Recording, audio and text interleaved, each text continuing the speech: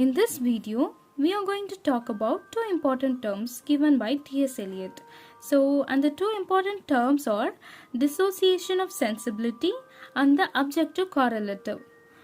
At first, T.S. Eliot used this phrase dissociation of sensibility in his essay The Metaphysical Poets, and it was published in 1921. The exact words that T.S. Eliot used in his essays are, in the 17th century, a dissociation of sensibility set in, from which we have never recovered. The result was a decline in poetic quality. So, dissociation of sensibility means the separation of thought and feeling. T.S. Eliot opposed the dissociation of sensibility because he thought that the best poetry should be the union of thought and feeling.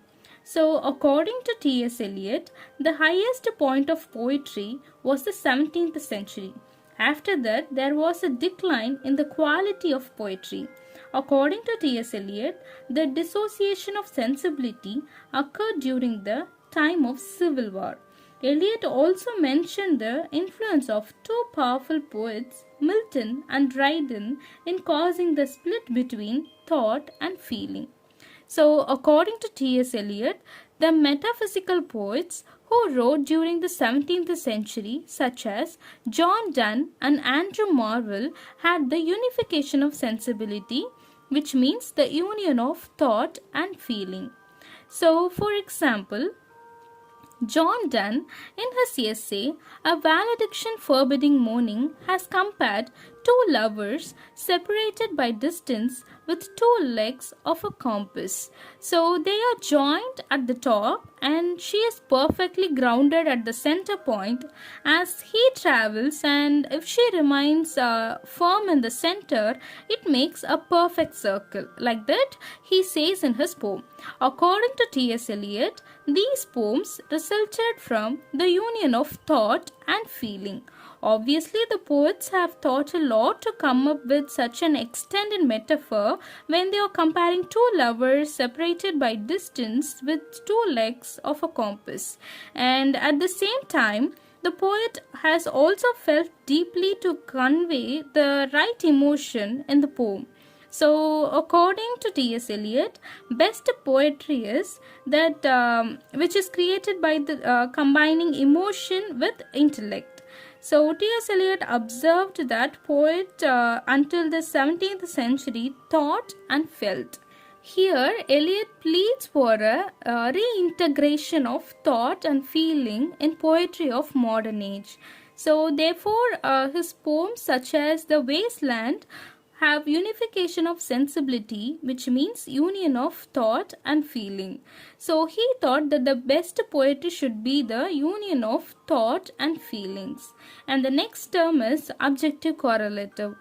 So, objective correlative was a term coined by Washington Allston, who was an American painter and a poet.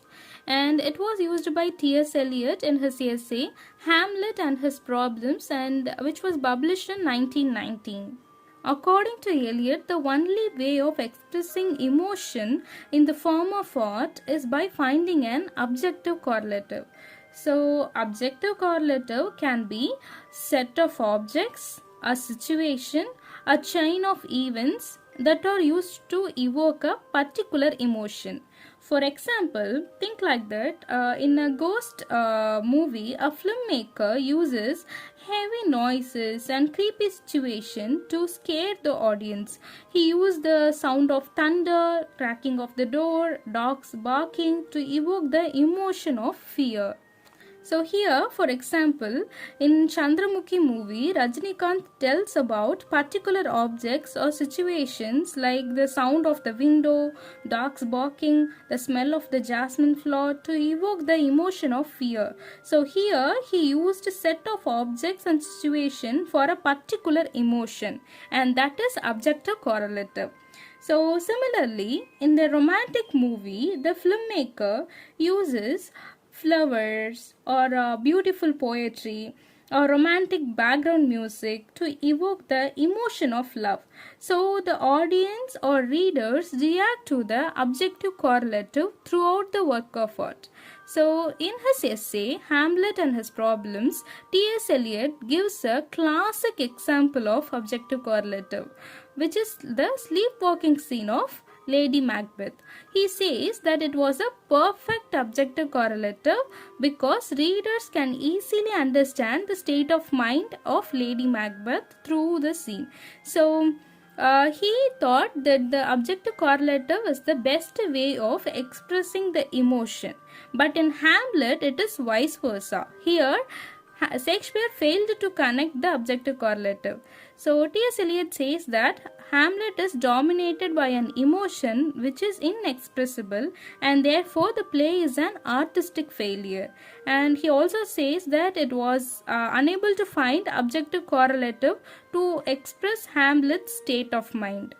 So, according to T.S. Eliot, the only way of expressing emotion in the form of art is by finding an objective correlative. Okay, so I hope you understand both terms, dissociation of sensibility and objective correlative.